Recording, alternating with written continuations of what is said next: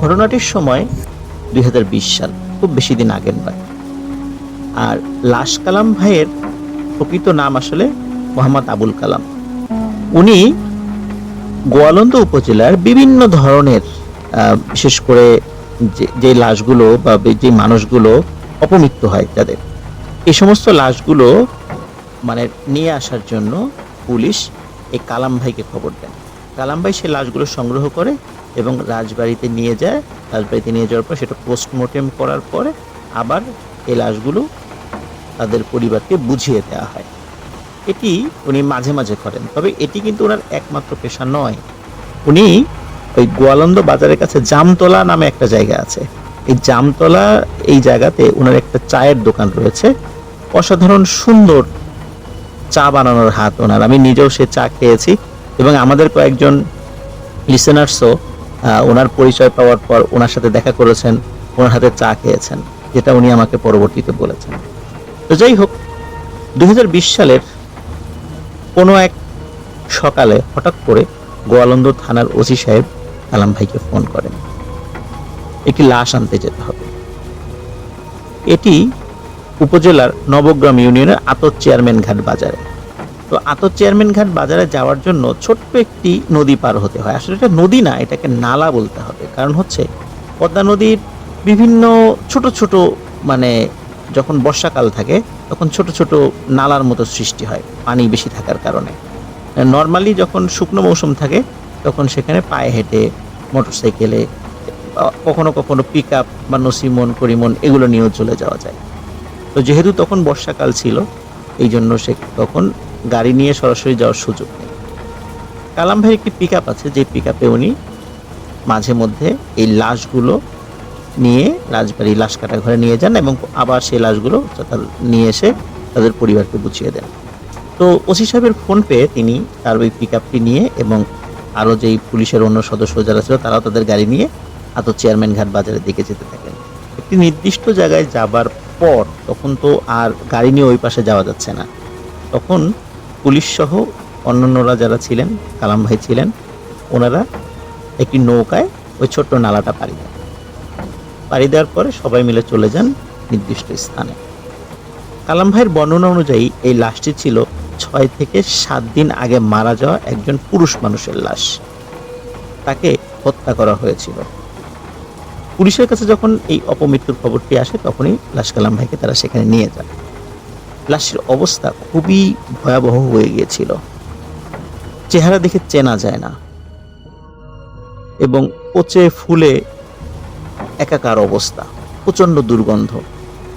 Dead বডির যে packet থাকে উপরে পুলিশ লেখা, এই প্যাকেটে লাশটিকে ঢোকানো হয়। কিন্তু ঢোকানোর পর একটা সমস্যা দেখা দিল, লাশের গায়ে মানে শরীর থেকে এত দুর্গন্ধ বের হচ্ছিল যে এই লাশটির ধারের কাছে কেউ যেতে পারছিল না। মানে কেউ ধরার সাথে সাথে আবার রেখে দিচ্ছিল যে তারা সহ্য করতে পারতেছে। এখন কালাম ভাইয়ের উপর দায়িত্ব পড়ে এই লাশটিকে নিয়ে যাওয়ার জন্য। তখন কালাম ভাই এই লাশটিকে নিজের কাঁধে ওঠান এবং কাঁধে উঠিয়ে উনি লাশটি নিয়ে যেতে থাকেন। যখন লাশটি উনি কাঁধে নিয়ে পুলিশ সহ ওই ঘাটে আবার চলে আসেন, ঘাটে কিন্তু অনেকগুলো ট্রলার ছিল, কিন্তু কোনো ট্রলারই এই লাশ টানতে রাজি হয় না। সবাই বলে এই তো অল্প একটু, তো সামান্য একটু, এতটুকু পার করে দাও। কিন্তু কোনো ট্রলার যে মাঝিরা যারা ছিল, যে বোটম্যান ছিল, তারা বলে যে না, আমরা ট্রলারে লাশ টানি না। পুলিশরা যখন দেখলো যে কোনো ট্রলার মানে রাজি হচ্ছে না, সেখানকার যারা মাঝিরা রাজি হচ্ছে না, তখন এই মাঝিদেরকে পুলিশরা ধমকাতে থাকেন যাতে করে তারা ভয় পেয়ে নিয়ে যায়। কিন্তু ফল হয় উল্টো। এই ট্রলারে থাকা মাঝিরা মোটর স্টার্ট দিয়ে ট্রলার সেখান থেকে নিয়ে অন্যদিকে চলে যায়। সেখানে কোনো ট্রলার আর ছিল না বললেই চলে, একটি ট্রলার শুধু ছিল। এই ট্রলারের মালিক বা যিনি মাঝি ওই সময় যারা ছিলেন, তার সাথে আবার কালাম ভাইয়ের খুব সম্পর্ক ভালো ছিল। কালাম ভাই খুব অনুনয় বিনয় করেন যে ভাই আপনি এটা নিয়ে চলেন। আর পুলিশরা যখন দেখে যে না, মানে ধমক দিয়ে লাভ হয়নি, তখন তারাও বেশ নরম সুরে তাকে রাজি করায়। সে রাজি হয়। লাশটিকে নিয়ে সবাই নদী পার হয়। নদী পার হওয়ার পরে কালাম ভাইয়ের পিক আপে লাশটিকে তোলা হয় এবং কালাম ভাই রাজবাড়িতে চলে যান। রাজবাড়ি লাশ কাটা ঘরে পোস্টমর্টেম করার পরে আবার একই জায়গায় ফিরে আসেন এবং একই ট্রলারে নিয়ে গিয়ে ওই লাশটি তার পরিবারকে বুঝিয়ে দেন। দাফন কাফন শেষ হয়। কালাম ভাই সারাটা দিন এই লাশ নিয়ে ব্যস্ত ছিলেন। ওই দিন বাড়িতে ফিরতে তার বেশ রাত হয়ে যায়, রাত প্রায় 10টা কি 10:30 হয়ে যায়। উনি বাড়িতে ফিরে গোসল করে খাওয়া দাওয়া করে এশার নামাজ পড়ে শুয়ে পড়েন। রাত তখন প্রায় 1টা কি 1:30 আনুমানিক। উনি আমাকে এক্সাক্ট সময় বলতে পারেননি, আনুমানিক একটা সময় বলেছিল। উনি বলছেন হঠাৎ দরজায় টোকার শব্দ, ঠক ঠক ঠক ঠক শব্দ করে বলছে, কালাম ভাই বাড়িতে আছেন? কালাম ভাই। তখন কালাম ভাই কিন্তু একদম ঘুম ঘুম চলে আসছে, কারণ সারাটা দিন ওনার অনেক পরিশ্রম হয়েছে। তো কালাম ভাই ভিতর থেকে বলে ওঠে, কে? তখন বাইরে থেকে বলে ওঠে, আমি। কালাম ভাই বলে ওঠে, আমি কে? তখন বাইরে থেকে ওই কণ্ঠস্বরটি বলে ওঠে, আমাকে চিনতে পারছেন না? আমাকেই তো নিয়ে আজকে সারাদিন ব্যস্ত ছিলেন, আমাকেই তো টানাটানি করলেন, আমি এসেছি আপনার সাথে দেখা করতে। তখন কালাম ভাই চিন্তা করেন, এত রাত্রে কে এই রসিকতা করছে, কাকে নিয়ে আজকে সারাদিন ব্যস্ত ছিলাম। উনি আসলে মানে বিষয়টা বুঝতে পারছেন না শুরুর দিকে। তখন বলে যে, কে রে তুই, কাকে নিয়ে সারাদিন ব্যস্ত ছিলাম? তখন ওই কণ্ঠস্বরটি বলে ওঠে, আজকে সারাটা দিন যে লাশ নিয়ে ব্যস্ত ছিলেন, আমি সেই লাশ, আপনার সাথে আমি দেখা করতে এসেছি। কালাম ভাই তখন খুব বিরক্ত হন, চিন্তা করেন এত রাত্রে আমার সাথে রসিকতা করার জন্য কে আসলো এখানে। তার স্ত্রী তখন কিন্তু এই কথোপকথন শুনছে, বাইরের ওই শব্দ তিনিও শুনছিলেন, তারও ঘুম ভেঙে যায়। তখন কালাম ভাই বলেন যে, তুমি থাকো, তার স্ত্রীকে বলে, তুমি থাকো, আমি দেখে আসি বাইরে আসলে কে আমাকে ডাকাডাকি করে, এত রাত্রে কে ডিস্টার্ব করে আমাকে, কে এই রসিকতা করছে, ঠাট্টা মশকরা করছে। তখন কালাম ভাই দরজা খুলে বাইরে বের হন। তিনি শুরুতে বাইরে কাউকে দেখতে পান না, কিন্তু বাইরে কাউকে দেখতে না পেলেও ওনার বাড়ির উঠোনে অদ্ভুত একটি জিনিস দেখতে পান। উনি দেখেন উঠোনের উপরে, মানে শূন্যের উপরে প্রায় 12-13 হাত উঁচুতে একটি কালো মেঘের মতো দেখা যাচ্ছে। মেঘ যেমন আমরা আকাশে দেখি তুলোর মতো দেখা যায়, আবার কালো মেঘ যেমন দেখা যায়, ঠিক এরকম কালো মেঘের একটা টুকরো উঠোনের উপরে ভাসছে, শূন্যের উপরে। এবং উনি প্রথমে দেখে চিন্তা করেছে যে, আচ্ছা আমি কি ঠিক দেখছি নাকি মানে ঘুম থেকে আধো ঘুম আধো জাগ্রত অবস্থায় এখন আছি, এই অবস্থা আমি চোখে ভুল দেখছি। কিন্তু উনি দেখেন উনি ঠিকই দেখছেন। হঠাৎ ওই মেঘের মধ্য থেকে একটি আওয়াজ ভেসে আসে, এই কালাম, এদিকে আয়। কালাম ভাই তখন তার শরীরের সমস্ত শক্তি হারিয়ে ফেলেন। কালাম ভাই কিন্তু এমনিতে অনেক সাহসী একজন মানুষ, কারণ উনি রাত নাই দিন নাই যেভাবে লাশ টানেন, সাহস না থাকলে এটা সম্ভব নয়। আরো একটি বিষয় বলে রাখি, কালাম ভাই কিন্তু কোনো ধরনের কোনো নেশা করেন না। উনি চমৎকার একজন মানুষ, খুব ভালো একজন মানুষ, নামাজ কালাম পড়েন। উনি কোনো ধরনের নেশা করে লাশ টানেন না। তো যার কারণে এলাকায় ওনার একটা খুব ভালো নাম ডাক আছে। কিন্তু যেহেতু এক নামে চেনার জন্য, কালাম নামে আরো অনেকেই আছে, এই জন্য সবাই তাকে লাশ কালাম নামে চেনে। তো উনি তো মানে চিন্তা করেছে যে কি ব্যাপার, এভাবে আমাকে ভিতর থেকে ডাকছে। তো উনি আসলে খুব ভয় পেয়েছেন ওই সময়। এমনিতে কখনো লাশ টানাটানি করতে গিয়ে ভয় না পেলেও ওই সময় উনি মারাত্মক ভয় পান। তখন হঠাৎ উনি আরো দেখেন যে ওই মেঘের ভেতর থেকে কিছু একটা জিনিস বাইরে বের হয়ে আসছে, এবং ওনার ঘরের বারান্দায় কিন্তু লাইট ছিল এবং লাইটের আলো ছিল। এমনটা নয় যে অন্ধকারে বা চাঁদের আলোতে উনি দেখছেন, বিষয়টা এরকম নয়। উনি ওই লাইটের আলোতে স্পষ্ট দেখতে পাচ্ছেন যে যেই জিনিসটি ওই মেঘের মধ্য থেকে বের হয়ে এসেছে সেটি আর কেউ নয়, সত্যি আজকে যে লাশটি নিয়ে উনি সারাটা দিন কাটিয়েছেন, টানা হেঁচড়া করেছেন, এটি সেই লাশ। ওই লাশটি আস্তে আস্তে কালাম ভাইয়ের কাছে চলে আসে। কিন্তু কালাম ভাই তার শরীরের সমস্ত শক্তি হারিয়ে ফেলেন। উনি সেখান থেকে দৌড়িয়ে পালাতেও পারছেন না, নড়াচড়াও করতে পারছেন না, শুধু এক দৃষ্টিতে তাকিয়ে আছেন। ওই অবয়বটি তার যত কাছে আসছে তত ভয় পান উনি, এবং একটা সময় আর উনি ওনার সেন্স ধরে রাখতে পারেননি, অজ্ঞান হয়ে পড়ে যান। ওদিকে ঘরের ভেতর থেকে তার স্ত্রী চিন্তা করে কি ব্যাপার, 5-7 মিনিট হয়ে যাচ্ছে, কোনো সারা শব্দ নাই। উনি আবার দেখার জন্য ঘরের বাইরে বের হন। ঘরের বাইরে বের হয়ে দেখেন কালাম ভাই উঠোনের উপর অচেতন অবস্থায় পড়ে আছে। উনি বাড়ির অন্য সদস্যদেরকে ডাকাডাকি করেন, তারা উঠে আসে, কালাম ভাইকে ধরাধরি করে ঘরে নিয়ে যাওয়া হয়। তার জ্ঞান ফিরলেও উনি প্রচন্ড অসুস্থ হয়ে পড়েন এবং ফরিদপুর মেডিকেলে বেশ কিছুদিন উনি ভর্তি ছিলেন। এই ঘটনার পরে কালাম ভাই আমাকে ফোন করেন। ফোন করার পরে তিনি আমাকে এই ঘটনাটি খুলে বলেন এবং এই ঘটনাটি প্রচার করতে বলেন। প্রিয় লিসেনার্স, এটি ছিল কালাম ভাইয়ের সাথে ঘটনা। ঢাকা শহর কোনো একটা এলাকায়, এবং এইটা হচ্ছে 2015 সালের ঘটনা। তো ওই এলাকার কাছে বাঁধন নামে একটা ছেলের বসবাস তার পরিবারের সাথে। তো সেই এলাকার স্থানীয় বাঁধনরা, এবং বাঁধনের পরিবারের 6 জন সদস্য, তার মা, বাবা, বা ওর বড় বোন, বড় বোনের স্বামী এবং বাঁধনের ছোট বোন। বাবা হচ্ছিল ব্যবসায়ী। তো বাঁধনরা এক বাবার এক ছেলে। তো বাঁধনের বয়স তখন 16 বছর। তো ছোটবেলায় তার দাদির কাছ থেকে ভয়ের গল্প টল্প অনেক বেশি শুনতো। তো এক সময় তাদের বাসে যে মাদ্রাসা ছিল সেখানে অনেক লোকজন আসতো জিনে আক্রান্ত, সেখানকার হুজুররা ঝাড়ফুঁক দিত, সেইটা সে আবার মাঝে মধ্যে দেখতো, উৎসুক হিসাবে দেখতো আর কি, কারণ মাদ্রাসায় সে ঢুকতে পারতো। তার বাবা ওই মাদ্রাসার কমিটির একজন দায়িত্বরত কর্মকর্তা ছিল ওই মুহূর্তে। তার ছেলেটার স্বভাব ভালো ছিল না, ছেলে ছিল বাউন্ডারি স্বভাবের, এবং একমাত্র ছেলে থাকায় অনেক আশকারা পেয়েছিল। এলাকার মধ্যে অনেক দুষ্টুমি করতো, ইত্রামি করতো। তো একদিন এক পুরাতন বইপত্রের দোকানে বসে বন্ধুরা আড্ডা দিচ্ছিল। তো ওই আড্ডার মধ্যে তার একটা বইয়ের দিকে চোখ পড়ে, হলুদ মলাটের।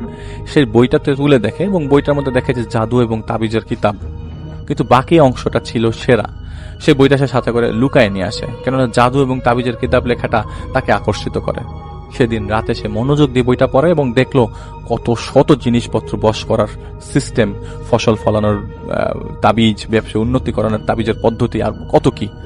সেই বইতে সে আরো কিছু পদ্ধতি দেখলো, যেটা দেখলো যে ওই মাদ্রাসার যে হুজুররা ব্যবহার করতো, সেইগুলা যখন জিনে আক্রান্ত লোকজনরা ঠিক করতে আসতো, ওই হুজুররা সেগুলো ব্যবহার করতো। এবং সে মানে দেখে মাথা খারাপ হয়ে যায়, যে মারাত্মক অবসেসড হয়ে যায় সে বইটার প্রতি। তো এর মধ্যে 2 মাস চলে যায়, আর এর মধ্যে সেই বইটার সব অংশ পড়ে ফেলে। একদিন তার এক বন্ধুর সাথে প্রচন্ড ঝগড়া হয়, আর সে এতটাই রেগেছিল যে সে ঠিক করে তাকে এরকম পিটিয়ে ঠিক করবে না, তাকে তাবিজ করে উচিত শিক্ষা দিবে। তো সেই রাতে সে বইটা ঘাটে এবং বইটাতে একটা পদ্ধতি বের করে। সেই পদ্ধতিতে কাজ করতে গেলে কিছু জিনিসের দরকার ছিল, সাথে দরকার ছিল একটা কালো মোরগ। তো সেই জিনিসপত্র সে সংগ্রহ করে। প্রথমে 2টা আলাদা কাগজে সেই বইয়ের নির্দেশ মোতাবেক সে দেখে যে বাম হাত দিয়ে আরবিতে লেখাগুলো সে তাকে লিখতে হবে, এবং সে কোরআন পড়তে পারতো না, তাই সে জানে না সে কি লিখছে। আর মোরগের রক্ত দিয়ে সেটা লিখতে হবে, এবং সেটা শেষ করে সে, এবং বাকি কাজগুলোও সে শেষ করে। কাগজে সেই সূরার 1 থেকে 9 নম্বর আয়াত সে উল্টা করে লেখে, কেননা সে সেই তাবিজের কিতাব দেখেই লিখছিল, আর সেই কালো মোরগের রক্তে লিখছিল। সে জানতো না আসলে কি লিখছিল। এরপরে সে আরো কিছু কাজ করে, এবং সেই কিতাবে লেখা ছিল সব নিয়ম পালন করে সেই রক্ত দিয়ে আরবিতে লেখা কাগজটির 2 কবরের পাশে মাটি খুঁড়ে গাঁথতে হবে, আর একটা গাছে ঝুলিয়ে দিতে হবে। তো সেই এলাকা, সে তাদের কোন একটা এলাকার কবরস্থানে সেই তাবিজটা গেড়ে আসে, এবং আরেকটা তাবিজ সে গাছে বেঁধে দেয়, এবং সে অপেক্ষা করতে থাকে তার বন্ধুর কি পরিণত হবে। কিছুদিন পর যাওয়ার পর তিনি বাসায় সন্ধ্যায় বাড়িতে ছিল, ছোট বোনের জন্মদিন ছিল, এবং সবাই মিলে একসাথে খাবার খাচ্ছিল। এমন সময় বাঁধন যে চেয়ারটায় ছিল, সেই চেয়ারটায় বাঁধনকে প্রায় 3 থেকে 4 গজ দূরে কেউ আচমকা ছুঁড়ে ফেলে। কোনো কিছু বোঝার আগেই বাঁধনকে পুনরায় ছুঁড়ে ফেলে ডাইনিং টেবিলের উপর অদৃশ্য কোনো শক্তি, এবং ঘটনার আকস্মিকতায় হতভম্ব হয়ে যায় সবাই। মা বোনরা কান্না শুরু করে দেয়। ওই মুহূর্তে বাঁধন বেহুশ ছিল, আর মুখ দিয়ে ফেনা আসছিল। তাকে দ্রুত হাসপাতালে নিয়ে যাওয়া হয়, এবং জানা যায় তার বাম হাত ও বাম পা ভেঙে গেছে। তো বাঁধনকে হাসপাতালে নেওয়ার পথে সেই মাদ্রাসার যে অধ্যক্ষ, তাকে ফোন দেয় তার বাবা, এবং জিজ্ঞেস করে বাঁধনকে আকস্মিকভাবে এরকম ওদিক ছুঁড়ে ফেলা হয়, এবং সবাই পাগল হয়ে গেছে দেখে তো মাদ্রাসায় যেহেতু ঝাড়ফুঁক দেওয়া হতো, তো কোনো জিনের বদ নজর হতে পারে, সেই মাদ্রাসার প্রধানকে বলে যে আপনি একটু জানেন আপনাদের তো অনেক ইয়াটিয়া আছে, আপনারা খুঁজে বের করার ট্রাই করেন। তো সেই রাতে বাঁধনের বোন দুলাভাই এবং বাঁধনের ছোট বোন বাসায় আসে এবং এসে দেখে পুরা ফ্ল্যাট তছনছ হয়ে আছে এবং দেয়ালে ছোপ ছোপ রক্তের দাগ। তাদের চোখের সামনে ফ্ল্যাটের দরজায় প্রচুর কিলঘুষির শব্দ আসছে।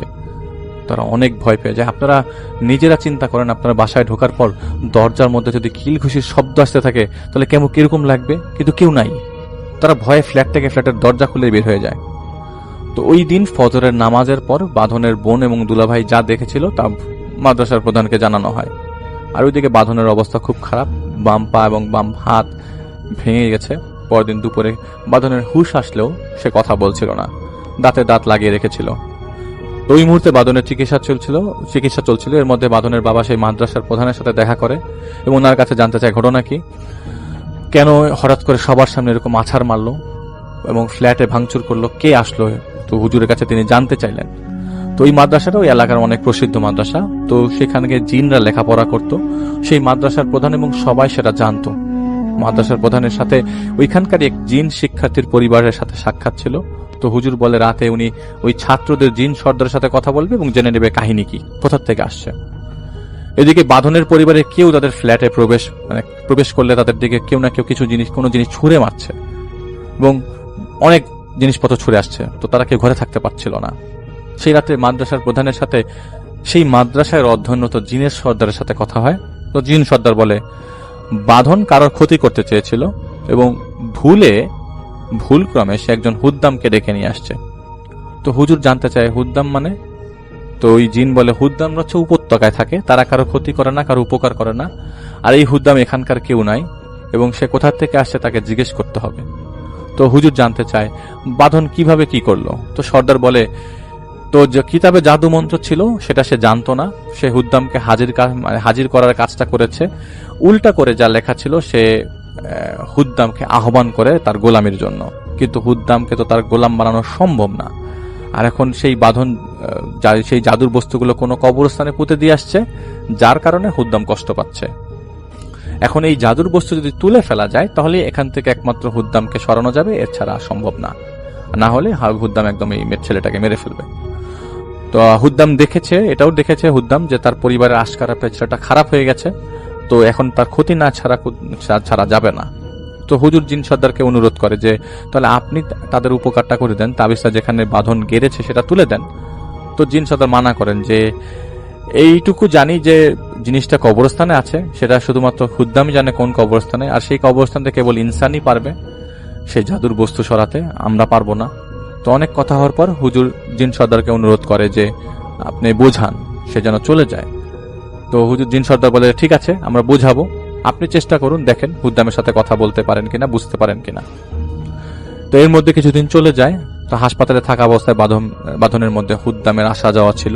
সে মাঝে মাঝে বাঁধনের ভাঙা হাত পা এবং ভাঙা পায়ের হাতের মধ্যে আঘাত করত। তো একদিন এমন যখন করছিল তখন বাঁধনের মা কান্নাকাটি করে অনেক অনুরোধ করে যেন তার ছেলেকে যন্ত্রণা না দেয়, এবং অনেক অনুরোধের পরে হুদ্দাম তাকে আঘাত করে নাই, কিন্তু সে বাঁধনকে নিজের কবজায় রাখলো। তো একদিকে জিন সর্দার তাকে অনুরোধ করেছিল সে যেন বাঁধনকে কবজায় না রাখে, বাঁধনকে ছেড়ে দেয় এবং যাতে করে সে তাবিজটা তুলতে পারে, কারণ বাঁধন ছাড়া তো জানে না কেউ তাবিজটা কোথায়। কিন্তু অনেক আলোচনার পরও সুরাহা হয় না, কারণ সে বাঁধনকে উচিত শিক্ষা দিয়ে ছাড়বেই। এভাবে আলোচনা চলছিল এবং 2 মাস চলে যায়। তো বাঁধন সম্পূর্ণরূপে হুদ্দামের কন্ট্রোলে ছিল। দিনে একবার খেত, তাও ভোর রাতে, আর কথাও বলতো না। তো ওই মাদ্রাসার হুজুরা চেষ্টা করছিল প্রতিদিন নিয়ম করে ঝাড়ফুঁক করার। তো হঠাৎ করে একদিন বাসার মধ্যে বাঁধনকে পাওয়া গেল না। তাকে অনেক খোঁজাখুঁজি করে তাদের বাসার পাশে ওই মাদ্রাসার সাথে একটা মসজিদ আছে, নাম করা মসজিদ, সেই মসজিদের মধ্যে তাকে পাওয়া যায়। তো আপনারা চিন্তা করেন তার হাত পা ভাঙা, তো এখানে তো যাওয়া সম্ভব না, তাকে কেউ নিয়েও যায় নাই, তাহলে কিভাবে সম্ভব, সে এখানে কিভাবে গেল? তার ওই দিন জোহরের ওয়াক্ত ছিল, নামাজের সময় সে কোনো একটা কাতারের মধ্যে বসেছিল এবং অন্যান্য মুসল্লিরা তাকে সরানোর চেষ্টা করছিল। তো তারা তো জানতো না ঘটনা কি। তো বাঁধনকে ধরতে গেলে বাঁধন ভাঙা বাম হাত দিয়ে তাদের সবাইকে সাবধান হওয়ার জন্য ইশারা করে বলে যে তোমরা সরো, তোমাদের সাথে আমার কোনো শত্রুতা নাই। আর চোখ তখন বাঁধনের পুরো লাল হয়েছিল। এরকম কথা শুনে এখানকার মধ্যে থেকে একজন লোক ওই মাদ্রাসা দ্রুত একজন মাদ্রাসার প্রধানকে ডেকে নিয়ে আসে। তো যেহেতু ওই দিন সাধারণ দিন ছিল, জামাতে বেশি লোক ছিল না, মাদ্রাসার ছাত্ররা ছিল, উনি এসে দেখেন অবস্থা বেগতিক। বাঁধনের বাবাকে তিনি ফোন করে বলেন বাঁধন এখানে। তো বাঁধন চেষ্টা করতে থাকে হুজুর হুদ্দামের কাছে, জানতে চায় যে উনি এখানে কেন এসছেন। তো হুদ্দাম বাতাসের মধ্যে শুকে বলে, মানে হুদ্দাম কিন্তু ছেলেটার ভিতরে বাতাসের মধ্যে শুকে বলে যে না, তোমাকে দিয়ে হবে না। তো হুজুর জিজ্ঞেস করেন কি হবে না? তো হুদ্দাম বলে তোমার দিল সাফ না, তোমার দিল পরিষ্কার না, যখন দিল সাফ হবে তখন তুমি আমার কাছে আসবা। তো উনি অনুরোধ করেন বাঁধনকে বাড়ি নিয়ে যেতে, কিন্তু হুদ্দাম সাফ না করে দেন। এদিকে এই ব্যাপারটা ছড়িয়ে পড়ার কারণে এলাকার লোকজনরা উৎসুক জনতা ভিড় করেছে যে একটা ছেলেকে জিনে ধরছে, সে সবাই দেখতে আসছে। তো এইভাবে ওয়াসরের ওয়াক্তের কাছাকাছি শুরু হওয়ার সময় হুদ্দামকে হুজুর হুদ্দামকে ছাড়াবেন এই সিদ্ধান্তে হুজুর ঝাড়ফুঁক শুরু করেন। বলতে থাকে যে খবিশের বাচ্চা, মানে হুজুর চেতে গেছে যে খবিশের বাচ্চা, আজ তোকে বন্দি করব। সর্দার তোকে কিছু বলতে মানা করছে দেখে তোকে কিছু বলতে বলি নাই, আজকে আমি তোকে বোতল বন্দি করবই, বোতল বন্দি করে তোকে বাথরুমের ভিতরে রাখবো। এই আমাকে কেউ বেতেনে দেখেও এইটাকে আজকে আমি সাইজ করবই। তুই জানিস আমার কত সম্মান, লোকে আমাকে কত সম্মান করে, তোকে সম্মান করতাম, সর্দার বলেছে তাই, আজ তোকে আমি জ্বালিয়ে দিব। তো ওনাকে কেউ একজন বেত এনে দেয়। তো উনি যখন হুদ্দামকে মারার জন্য তেড়ে আসেন, তখন হুদ্দাম বলেন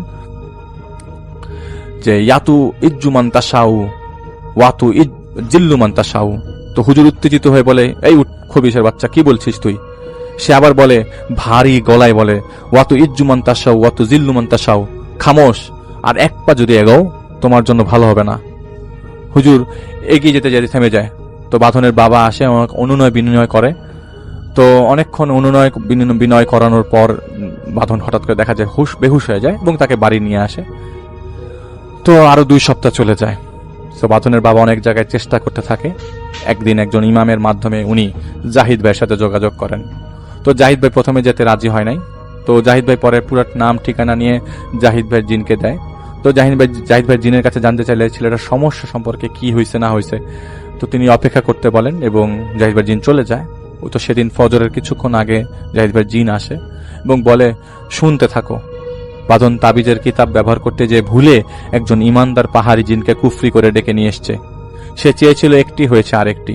এখন এই জিন বাঁধনকে যথেষ্ট শিক্ষা দিয়েছে, এখন সে চলে যেতে চাচ্ছে। তাই সে কিছুদিন আগে মসজিদে গিয়েছিল। বাঁধনকে দিয়ে সেই হুজুরকে বলে দিতে কোথায় সে তাবিজ রাখা হয়েছে।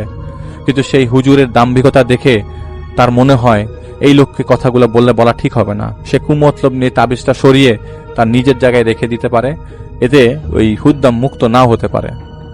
তো জাহিদ ভাই জানতে চায় তা এখন কি করা যায়। তো ওই জাহিদ ভাই জিন বলে তুমি কি তাবিজ তুলতে পারবা? তো জাহিদ ভাই নির্দ্বিধ বলে হ্যাঁ পারবো।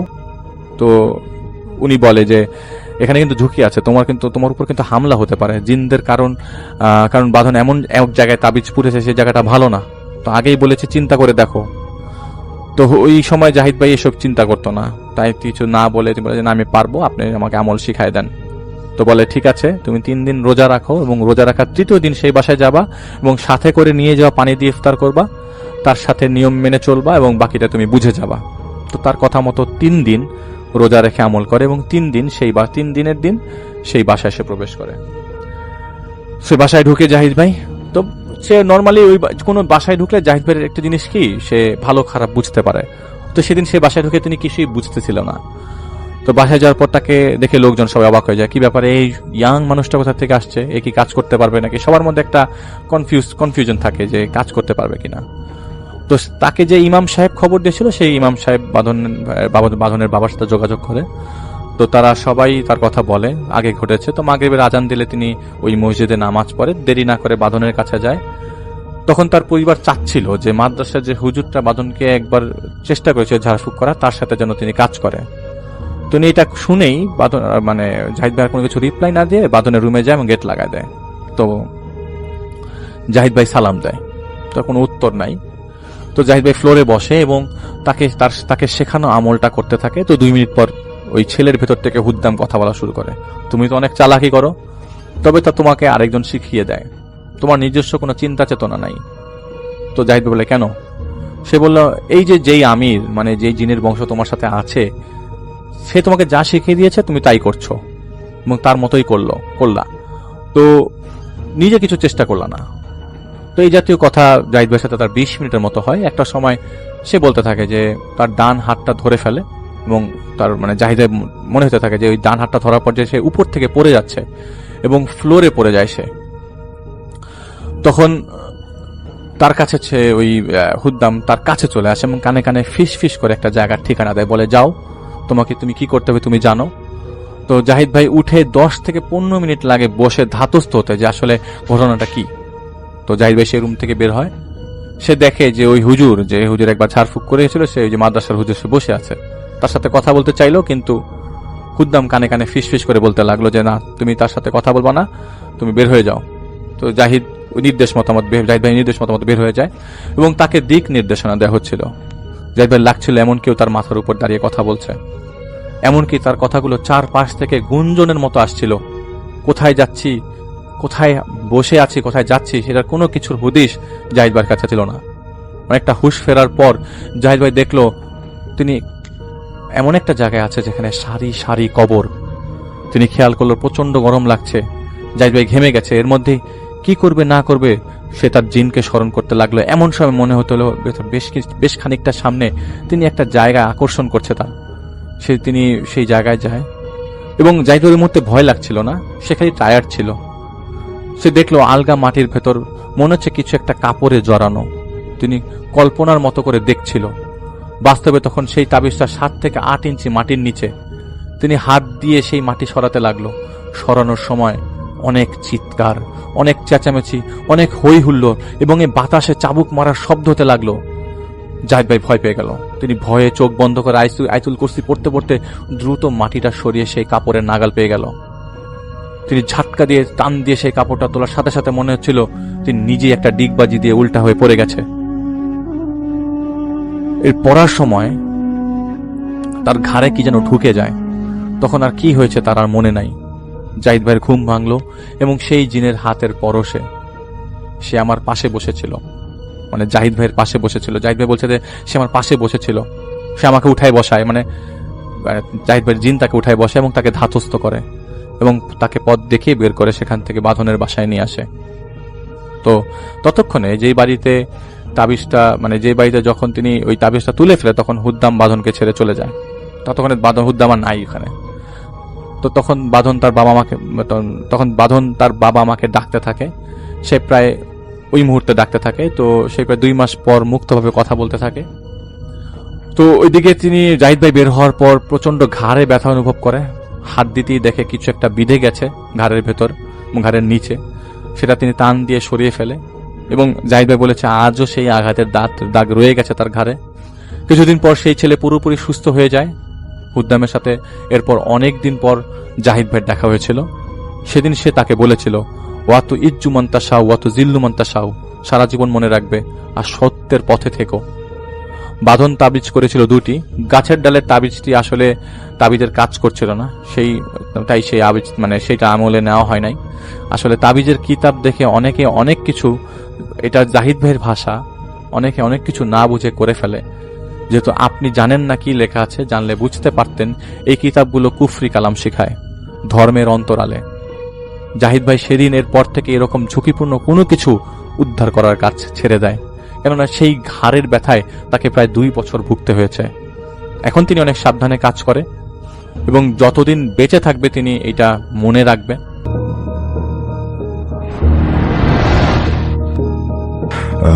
আপনি আপনার নাম বলে আপনার ঘটনাটা শুরু করুন। আসসালামু আলাইকুম শাফিন ভাইয়া। ওয়ালাইকুম আসসালাম। আমার নাম তাহা জুবাইর অঙ্গন, আমি মোহাম্মদপুরে থাকি। আজকে আমি আমার একটা ঘটনা শেয়ার করতে চাইতেছি। ঘটনাটি আসলে আমার আব্বুর যখন 8-10 বছর বয়স, তখন থেকে আব্বুর মাছ ধরার খুব শখ। তাই একদিন আব্বুর নিয়ে মাছ ধরতে যায়। সেই রাতটা ছিল কৃষ্ণপক্ষের রাত, যে পূর্ণিমার পরে যে লাল চাঁদটা উঠে, সেই লাল চাঁদটাই কৃষ্ণপক্ষের রাত। 8-10টার মতো ছিপ নিয়ে যায় মাছ ধরার জন্য, আর টোপ হিসেবে ছিল ওই ছোট ছোট পুঁটি ট্যাংরা, ওই মাছগুলো। এখন আব্বু আর দাদার একটা নির্দিষ্ট আর কি এই মাছ ছিল যে ওরা কালবাউস মাছ ধরবে।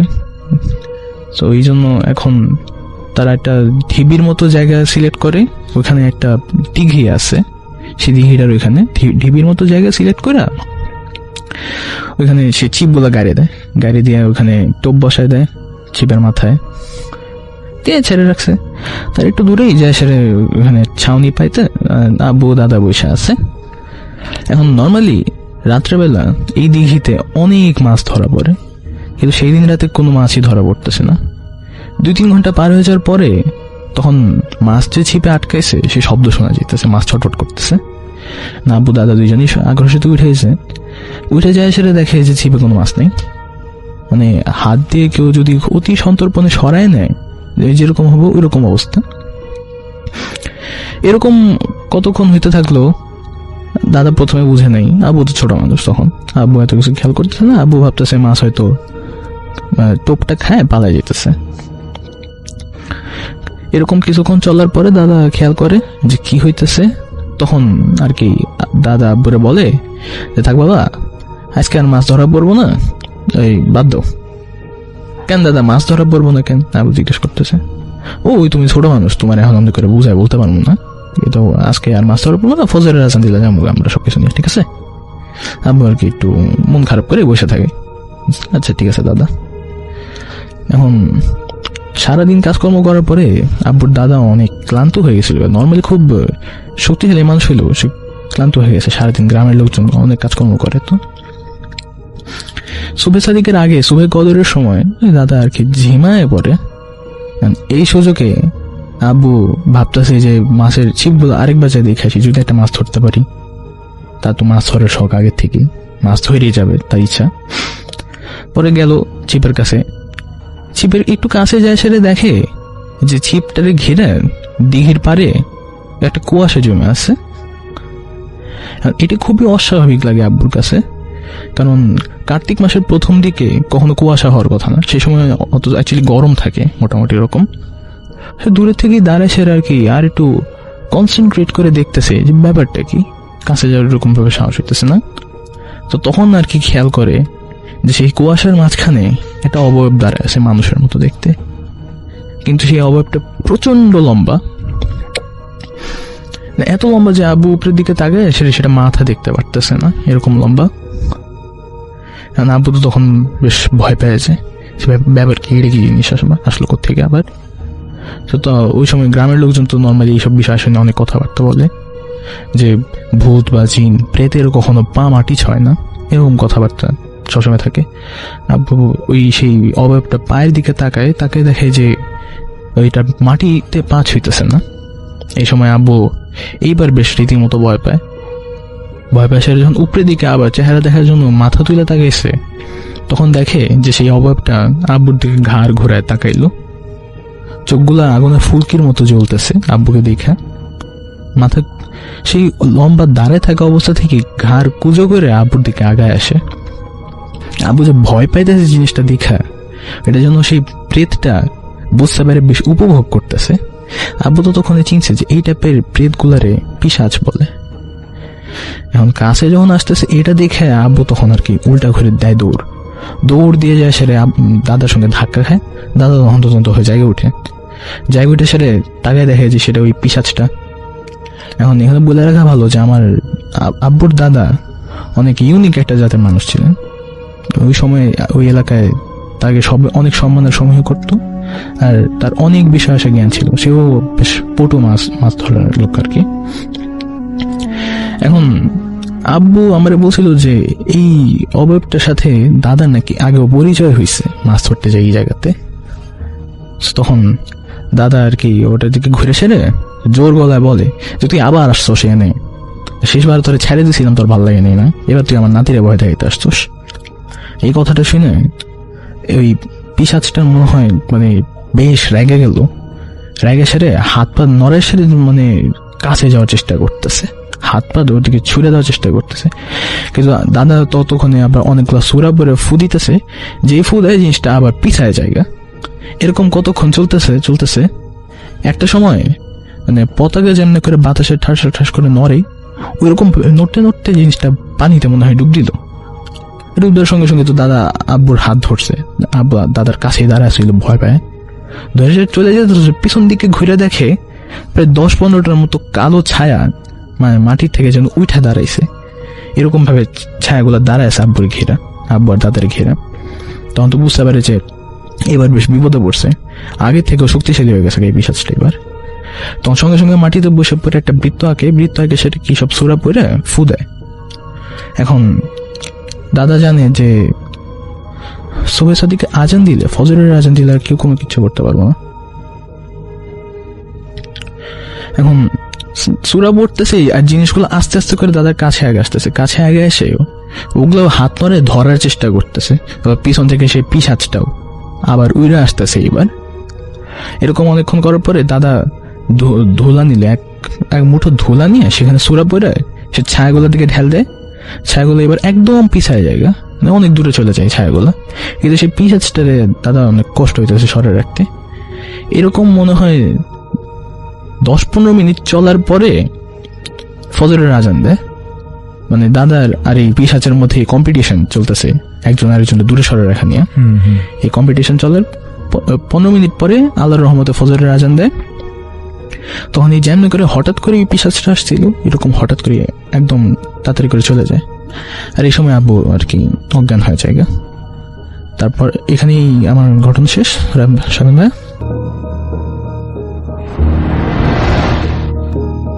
আমার চারপাশের হলুদ সর্ষে ক্ষেতটা তখন ঘন কালচে এক কুয়াশার একদম ঢেকে গিয়েছিল। আমি চিৎকার করে আমার সঙ্গীদেরকে ডাকছিলাম, কিন্তু আমার নিজের গলার আওয়াজই বাতাসে বাধা পেয়ে ঠিক আমার কানে এসেই প্রতিধ্বনি হচ্ছিল। ঠিক তখনই আমার পেছনের কুয়াশাটা দলা পাকিয়ে একটা মানুষের মতো আকার ধারণ করলো।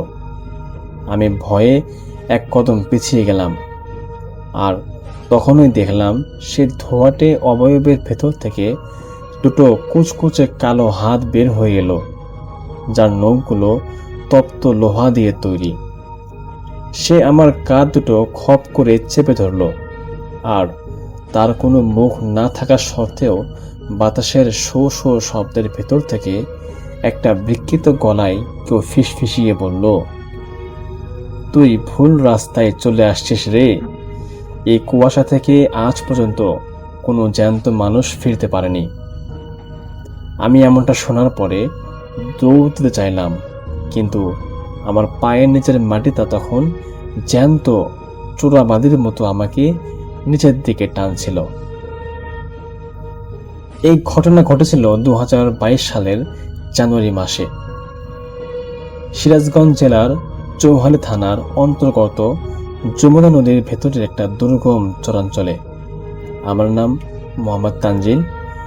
আমি সে সময় একটা বেসরকারি উন্নয়ন সংস্থায় ফিল্ড অফিসার হিসেবে কর্মরত ছিলাম।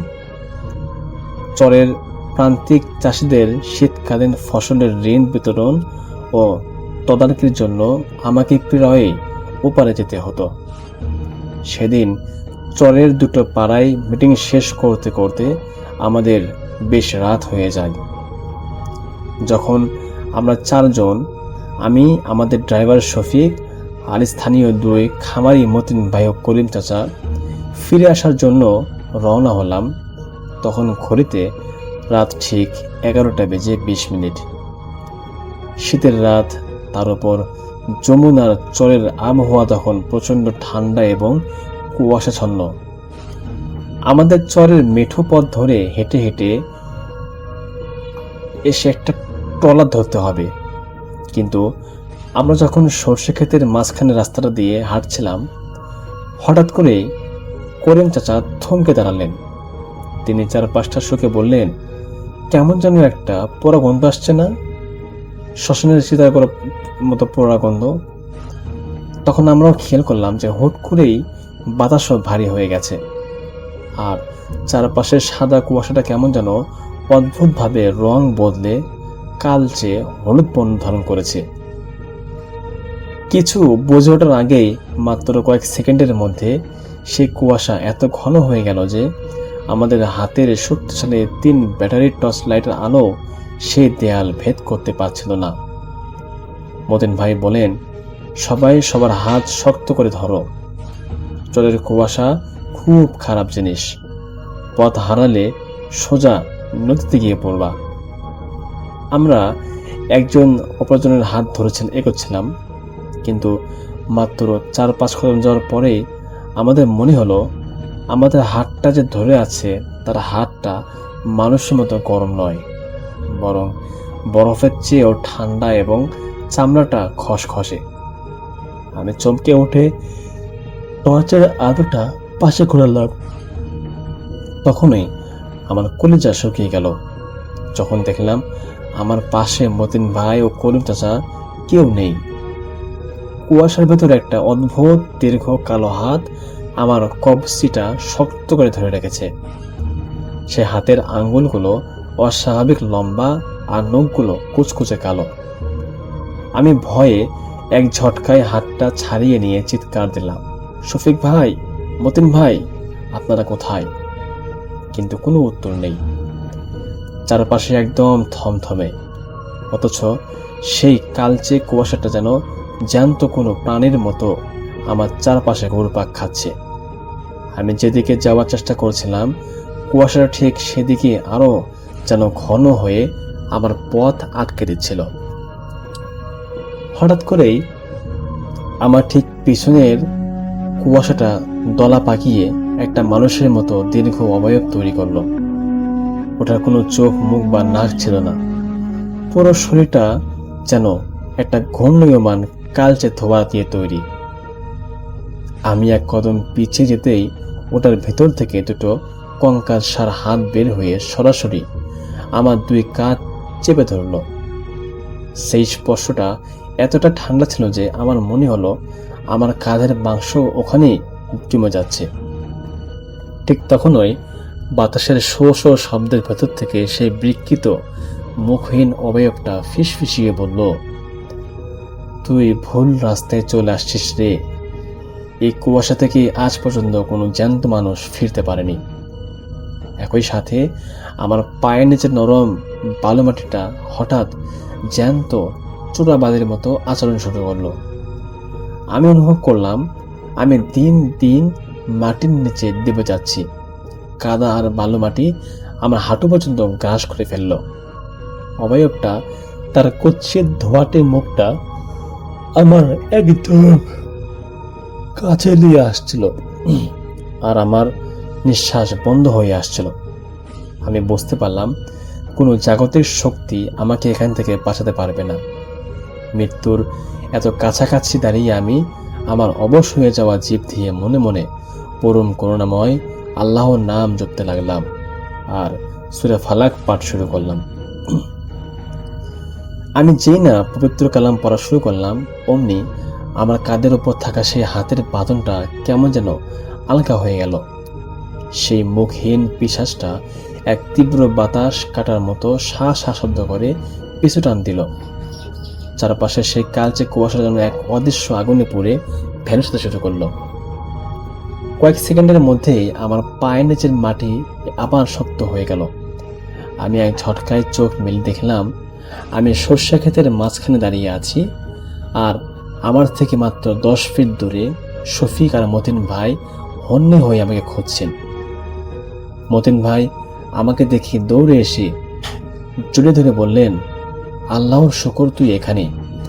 আমরা তো তোকে মাত্র 2 সেকেন্ডের জন্য চোখের আড়ালে দেখছিলাম, আর তুই এই সর্ষে ক্ষেতের ভেতর ঢুকে এক জায়গায় দাঁড়িয়ে চোখ বন্ধ করে কাঁপছিলি। আমি অবাক হয়ে বললাম, 2 সেকেন্ডে? আমি তো প্রায় আধা ঘন্টা ধরে এই কুয়াশার ভেতরে বন্দি ছিলাম। তখন করিম চাচা গম্ভীর গলায় বললেন, ওটা আসলে যমুনার চরের চোরা কুয়াশা।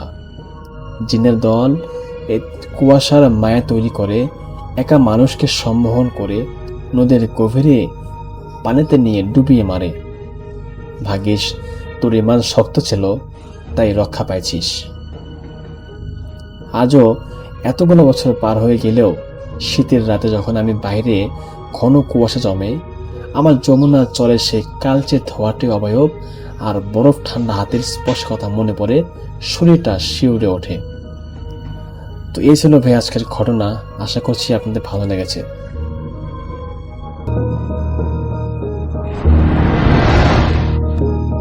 আর যে ঘটনাটি আমাদের কাছে শেয়ার করেছেন কক্সবাজারের চকরিয়ার বাসিন্দা আবু নাসির। তিনি বর্তমানে সৌদি আরবের আল বাহাতে বসবাস করছেন এবং তিনি তার নিজের জীবনের একটি এক্সপিরিয়েন্স আমাদের কাছে শেয়ার করেছেন। তিনি আমাকে অনুরোধ করেছেন আমি যেন আমার মতো করে ঘটনাটা আপনাদের কাছে প্রেজেন্ট করি। তো আমি চলে যাচ্ছি আবু নাসিরের শেয়ার করা ঘটনায়। আবু নাসির সাহেব সৌদি আরবে গিয়েছিলেন প্রায় বছর 4 আগে। তার এক কাজিন তাকে নিয়ে গিয়েছিল। তিনি অনেক রিকোয়েস্ট করেছিলেন কাজিনকে দেশে আসার পর। তিনি কৃষি কাজ করতেন, তাদের পরিবার ছিল কৃষি নির্ভর পরিবার। তো তার মনে হয়েছিল যে আর একটু বেশি যদি ইনকাম করতে পারতেন ভালো হতো। তো তার কাজিনকে অনেক রিকোয়েস্ট করার পর তার কাজিন বলে আচ্ছা আমি চেষ্টা করব। তো কাজিন ওখানে গিয়ে চেষ্টা করেন এবং নিজেদের কোম্পানিতে একটা ভিসা ম্যানেজ করে নিয়ে আসেন তার জন্য। তো তিনি যাওয়ার পর তার কাজ হয় হচ্ছে একটা পেট্রোল পাম্পে, মানে একটা গ্যাস স্টেশনে। এই গ্যাস স্টেশনটা হাইওয়ের উপরে পড়ছে, বেশ একটু মানে রিমোট জায়গায়, যেখানে মানুষজন খুব কম চলাচল করে, হাইওয়ের গাড়ি এগুলোই থামে ওইখানে। তো ওইখানে যাওয়ার পরে আবু নাসির সাহেব দেখলেন যে ওইখানে আরো 3 জন বাঙালি ভাই কাজ করেন, কিন্তু তারা তার সাথে কেন জানি একটু অন্যরকম ব্যবহার করা শুরু করলেন। মানে উনি নতুন বলেই হয়তো ওনাকে দিয়ে বেশি পরিশ্রম করানো শুরু করলো, আর কেমন জানি একটু ব্যবহার আচারটা একটু অন্যরকম। তো এইটা দেখে ওনার মনে উনি হার্ট হতে লাগলেন, ওনার ভাল লাগতো না। তো উনি ওনার কাজিনের সাথে কথা বলতেন যে আমি এখানে এরকম ভাবে আসি, ভাল লাগে না, হ্যাঁ তুই পারলে আমার জন্য অন্য একটা ব্যবস্থা কর। তো কাজিন বলতেন যে আপনি একটু কষ্ট করে থাকেন, দেখি কি করা যায়, কারণ তাদের তো মালিক একজনই, যদি তার অন্য কোনো প্রতিষ্ঠান নিতে পারে মালিক তাকে। তো এরকম ভাবে তাকে বুঝাইতো। আবু নাসির সাহেব কাজ করতেন এবং মন দিয়ে, এবং তার দেখা যেত যে তার একটু কাজে সমস্যা হলেই অন্যরা তার সাথে একটু অন্যরকম আচরণ করতে আরো বেশি। তো এরকম কষ্ট করতেছিলেন তিনি। আর তিনি আসলেই তো কৃষি কাজ করা মানুষ, তিনি তো এগুলো আসলে করেননি এর আগে, তো এর জন্য একটু অন্যরকম লাগতো, বুঝতেও সমস্যা হইতো সবকিছু। তো এরকম অবস্থায় একদিন দেখলো যে হ্যাঁ তার ওই কাজিন আসছে, এখানে কাজিন আসছে একটা বিশাল মানে গাড়ি বহরের সাথে, মানে অনেকে যাচ্ছে সেখানে, তার কাজিন আসছে, দৌড় দিয়ে আসলো, গ্যাস স্টেশনে ঢুকলো, তার সাথে কথা বললো, বললো যে আমার মালিক দেখা করবে, চলো মালিকের কাছে নিয়ে যাব। তো তিনি তো একটু হলেন যে মালিক তার সাথে দেখা করবে, মানে তিনি দেখলো যে তার কাজিন তাকে নিয়ে গেল ওইখানে। তো যাওয়ার পর দেখলো যে বললো, আগে থেকে বললো যে সালাম দিতে। উনি সালাম দিলেন, দেখলেন যে ওখানে একজন আরব ভদ্রলোক বসে আছে, শেখ টাইপের। তো উনি তার গাড়িতে বসা, তো তাকে জিজ্ঞেস করলেন যে নাম কি, মানে আরবিতে জিজ্ঞেস করছেন। তো এটা উনি ইশারা দিয়ে এতটুকু শিখে ফেলছিলেন, তিনি বললেন এই নাম। ওনাকে দেখে মালিক মনে হয় সন্তুষ্ট হলেন, যিনি কফিল ছিলেন তিনি সন্তুষ্ট হলেন। তো এর মাঝেই ওনার কাজিন যে ছিল, আবু নাসির সাহেবের কাজিন, তিনি অনেক কিছু আরবিতে বুঝায় বললেন সে কফিলকে। তো কফিল বুঝে তাকে হাত দিয়ে বললো যে ঠিক আছে ঠিক আছে, এরকম কিছু বুঝায় বললো। তিনি তখন বুঝেন নাই, পরে বুঝছেন যে ঠিক আছে তাকে নিয়ে যেতে বলছে। তো বলে কফিলের গাড়ি চলে গেল। তারপর দেখলো আরো 2-3টা গাড়ি কফিলের গাড়িকে ফলো করে গেছে। তো তিনি তাকে আছেন, তার কাজিন বলতেছে হয়েছে তো, আপনারা এখন নিয়ে যাবো এখান থেকে। কোথায়? বলে আমাদের এই ফার্ম আছে সামনে, ওখানে চলে যাব আমরা। তো তিনি খুব অবাক হলেন, বলে যে হ্যাঁ আপনারা সবকিছু গুছান, আমি কথা বলতেছি আপনার এখানে এসে দোকানে কথা বলি। তো বলে তার কাজিন ভিতরে গেছে, যে ওখানকার যে বাঙালিরা কাজ করতো তাদের সাথে কথাবার্তা বলে, তো ওনাকে সুন্দর করে প্যাকেট ট্যাকেট করে ওই যে তাদের আরেকটা গাড়ি ছিল গাড়িতে করে নিয়ে গেল। তো ওই রাস্তা বেশ অন্যরকম, যেখানে যাচ্ছেন সেই জায়গায় দেখতেছেন যে দুপাশে খোলা প্রান্তর এবং দূরে দূরে পাহাড়, এবং এই যে পুরো প্রান্তরটার মধ্যে দেখা যাচ্ছে নুড়ি পাথর আর বালির মতো, আবার এর মাঝে বেশ কিছু সবুজ সবুজ ঝোপ। তো যাই হোক, এর মাঝ দিয়ে চলছে তাদের গাড়ি, এবং চলতে চলতে এক সময় দেখলো এই সবুজের পরিমাণটা বাড়া শুরু করলো, বেশ অনেক জায়গায় সবুজ। এবং তাদের গাড়ি চলতে চলতে এমন একটা জায়গায় চলে আসলো অনেকক্ষণ পর, কয়েক ঘন্টা চলার পর। সেখানে যে দেখলো যে সে প্রথম দূর থেকে দেখতে পেলেন আবু নাসির সাহেব যেখানে ক্ষেত, বিশাল ক্ষেত, গমের ক্ষেত, বিশাল বড় গমের ক্ষেত। তো দেখার পর তো তার কাছে অবাক লাগলো যে এখানে এরকম সুন্দর গমের ক্ষেত। বলতেছে যে ওই কাজিনকে বলতেছে যে এরকম সুন্দর গমের ক্ষেত, বলতেছে যে হ্যাঁ তুই আমার আগে আনোস না এখানে এই জায়গায়, কারণ আপনারা তো আগে এখানে আমি কেমনে কাজে দিব, আগে তো আপনাকে ওই জায়গার জন্য আনছি, এখন আপনারা দেখি এখানে যদি কাজ করে ভালো কিছু করতে পারেন তাহলে হয়তো কফিল আপনারা রাখবে এখানে। তো আবু নাসির সাহেব খুশি হয়ে গেলেন, কারণ তিনি কৃষিকাজ ভালো জানেন। যাই হোক, সেই গাড়িতে করে চলতে চলতে এক সময় তাকে নিয়ে আসলো একটা ফার্মে। ফার্ম বলতে তাদের গাড়ি কিন্তু রাস্তা থেকে হঠাৎ করে বায়ে টার্ন নিয়ে নেমে গেছে, এবং এই জায়গাটাও কিন্তু একটা প্রান্তরের মধ্যে দিয়ে যাচ্ছেন। তো যেতে যেতে দেখতেছে ঝোপ এদিক ওদিক, তারপরে হঠাৎ করে শুরু হলো ফার্ম, মানে বোঝা গেল যে এখানে বেড়া শুরু হয়েছে এবং ফেন্স করা। সেই ফেন্সের মধ্যে এক জায়গায় দেখলো অনেকগুলো বকরি এখানে, এবং সে দেখলো 2-1 মানুষ সেই বকরির ওখানে আছে, এবং তারা মুখের মধ্যে কাপড় পেঁচায় রাখছে ইসের জন্য, মানে ধুলা টুলার জন্য, আর গরম তো এখানে এই জন্য। তো ওরকম কাপড় পেঁচা রাখছিল, তারা আছে বকরির ওইখানে। এবং তারপর সামনে গিয়ে দেখলেন যে বেশ খানিকটা দূরে বেশ বড় ফেন্স দেওয়া, ওইখানে ফেন্সের ভেতরে অসংখ্য উট এবং বড় বড় উট, বাচ্চা উট এরকম এগুলা ভিতরে চড়তেছে। তো বুঝলে যে এটা একটা উটের খামার। আরো সামনে চলে গেল, গাড়ি ওখানে থামলো না, চলতে চলতে চলতে দূরে যেয়ে দেখলো যে ওই এই উটের খামার ছাড়া আরো অনেক দূরে যাওয়ার পরে ওখানে বিশাল গম ক্ষেত। তো গম খেতে স্প্রিংকলার দিয়ে পানি চলতেছে, মানে এগুলো ওই যে মাটির তল থেকে উঠায় পানিগুলো ছিটানো হয়। এগুলো খুব অ্যাডভান্স কৃষি কাজ, কারণ এখানে মানে উচ্চভূমি, মাটি উর্বর, কিন্তু পানির আবার আছে, লবণাক্ততা আছে, সমস্যা আছে, এর জন্য মানে খুব করে হিসাব করে করা হয়। তো যাই হোক, উনি দেখলেন যেরকম পানি ছিটা দিচ্ছে, চাষ চলতেছে এবং কিছু মানুষ এগুলা দেখতেছে, মনিটর করতেছে। তো আরো সামনে এগিয়ে যাওয়ার পর তাদের দেখলো যে ওখানে কয়েকটা মানে এরকম ট্রেলার ট্রাক আর কি, যেখানে মানুষ থাকে আর কি, ওগুলা ট্রেলার হোম। এই ট্রেলার হোম গুলা রাখা একটা, দুইটা, তিনটা, মানে পরপর তিনটা রাখা আছে, বেশ গ্যাপ দিয়ে দেয় রাখা। তো ওইগুলার একটার কাছে নিয়ে গেল, গিয়ে গাড়ি থামাই দিল তার ওই যে তাদের যে গাড়িতে আসছে। তো তার কাজিন তাকে নিয়ে নেমে গেল গাড়ি থেকে, গাড়িটা সামনে চলে গেল আরো। তো তিনি বললেন যে এখানে আমি কোথায় আসছি, কি ব্যাপার, এখানে কই থাকবো কি? এখানে হলো আপনার কাজ করবেন, প্রথমে তো আপনার এই ইসের সাথে দিতে পারতেছি না, এখানে আপনি আমার মালিককে বলে আনছি যে আপনার এই মানে আপনি পশুপালনও ভালো জানেন, তো আপাতত এই বকরি ভেড়া এগুলার দেখাশোনা করেন, আর এর মাঝে যে উটের কাজগুলো শিখা যান, উটগুলারে কেমনে পালে, কেমনে ই করে, আস্তে ধীরে আপনার এই যে এখানে দেখছেন এই গমের চাষ, এগুলোর মধ্যে লাগাই দেবো। এগুলো করলে আপনি ভালো করতে পারবেন। আর এগুলো আসলে একটু অন্যরকম, এই গমের চাষটা আমাদের দেশের মতো না, হ্যাঁ, এটা একটু অন্যরকম ভাবে করে। তো আস্তে ধীরে শিখবেন। এখন আমি এটা বলে আনছি আপনারা, আপনি এটাতেই ঢুকে যান, দেখেন। আর আপনি ছাড়া এখানে আরেকজন বাঙালি আছে, বাঙালি ভাই, উনি আব্দুল মুতালেব ভাই, উনি এখানে থাকে। আর এছাড়া মিশরীয় আছে কিছু কিছু, এখানে সুদানের মানুষ আছে, তো এরা সবাই কাজ করে। তো এই মূলত এই যেগুলো আপনি করবেন, যে আপনি আর আব্দুল মুতালেব ভাই যে পশু পাখির দেখাশোনা করবেন, আর ওই উটের দেখাশোনা মনে হয় একজন মিশরীয় করে, ও আবার অনেক ওই কাজেও চলে যায়। তো আপনি থাকেন এখানে, আসেন আপনারা পরিচয় করা দিই। তো এই বলে আবু নাসির সাহেবের কাজিন তাকে নিয়ে যায় ফার্মের ওইখানে, মানে যেখানে ওই যে পশু পাখি চড়তেছে, ওখানে নিয়ে দেখে যে একজন মানুষ কাজ করতেছে, ডাক দেয় তাকে, জোরে জোরে ডাকে। তো উনি চলে আসেন, আসার পরে দেখা যায় ওই যে উনি হচ্ছেন বাঙালি আব্দুল মুতালিব সাহেব। তো তার সাথে পরিচয় করা দেন যে এই যে আমার এই কাজিন, ওনার যার কথা বলছিলাম, উনি আমার বড় ভাই হয়, আবু নাসির। তো যাই হোক, ওনার দুজনে পরিচয় হয়। হওয়ার পর বলে যে চিন্তা করেন না, আমরা আছি তো, আমি আছি, আর ওই যেখানে বিদেশিরা আছে, হ্যাঁ আপনি আমি, কোনো অসুবিধা নেই। তো যাই হোক, ওনাকে ওখানে স্যারেল করে দিয়ে যান ওনার কাজিন ওই দিন। তো ওখানে উনি ওই দিন প্রথম দিন আসলেন, এসে ওই একটু হাঁটাচলা করছে, দেখলেন ওই জায়গাটা ঘুরে ঘুরে ভালোই লাগতেছে ওনার কাছে, কারণ এই যে উনি গ্যাস স্টেশনে ছিলেন, ওই জায়গাটা একদমই নিরস ছিল। তো উনি মনে মনে শুকরিয়া আদায় করছেন, এর থেকে অনেক ভালো জায়গায় আসছি। তো যদিও এই পশু পাখি পালতে কেমন কষ্ট হবে তিনি জানেন না, কারণ তিনি আসলে আদতে পশু পাখি খুব বেশি পালেন নাই, তাদের বাড়িতে হয়তো গরু ছিল কয়েকটা, আর এই যে ছাগল টাগল ছিল দুই একটা, এরকম, বাট এরকম অবস্থা ছিল না। তো যাই হোক, আর এই তো উট একটা নতুন প্রাণী, তো ওনার কাছে দেখেই জানি কেমন লাগতেছে। তো ওই যে দেখলো যে আব্দুল মোতালেব সাহেব তিনি মোটামুটি ভালোই এক্সপার্ট, এবং ওই যে আরেকজন মিশরীয় আছে, সেও এগুলা মানে ভালোই দেখে। তো যাই হোক, এইভাবে ওই দিন চলে গেল তার কাজিন, আর আবু নাসির সাহেবের দিন কাটতে লাগলো এই ফার্মে। তো উনি মোটামুটি আস্তে আস্তে অভ্যস্ত হয়ে গেলেন ওই জায়গায়। এই সন্ধ্যার পরে চুপচাপ বসে থাকেন, যখন কাজ থাকে না ওই সময়, মানে সব পশু পাখিকে তিনি আর ওই আব্দুল মুতালেব সাহেব যে মোটামুটি ওই তাদের ওই ফেন্স আছে, ফেন্সের মধ্যে ঢোকাই দিয়ে তারা ওখানে লক করে চলে আসেন, এসে তাদের ওই যে ট্রেলার হোম, তাদেরটাই হচ্ছে সবচেয়ে কাছে আর কি, ওই কারণ যেহেতু তাদের ওইখানে পশু পাখি দেখতে হয়।